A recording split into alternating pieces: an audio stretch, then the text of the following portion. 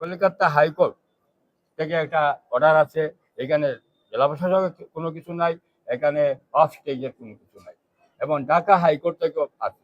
উনি সরাসরি আদালতকে, এবং নিম্ন আদালত না, হাইকোর্ট উচ্চতর আদালতকে অবজ্ঞা করতে এবং ওলিয়া আওলাদেরকে অবজ্ঞা করতে।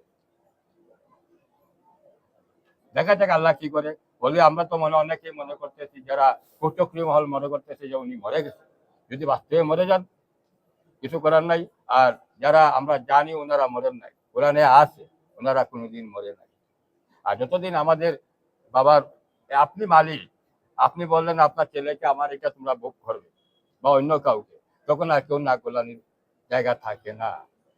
আজ থেকে 40 বছর আগে মসজিদ কত বড় ছিল, মাদ্রাসা কয়টা ছিল, রুম কয়টা ছিল, এইখানে এই খাদিম পরিবাররা এটা তিলে তিলে তিলে তিলে গড়ে তুলছে। এখন সবার চোখে পড়তেছে অনেক কিছু, এখন তো সব চলে যাচ্ছে। খাদিমরা খেয়ে ফেলছে, খাদিমরা সব কিছু খায় না। খাদিমরা খায়, মিথ্যার কোনো আশ্রয় নেই এখানে, মিথ্যাও বলবো না। খাদিমরা খায়, এখানে কাজও করে, খাদিমরা খায়। কাকে এই কাজ কেন দিবে?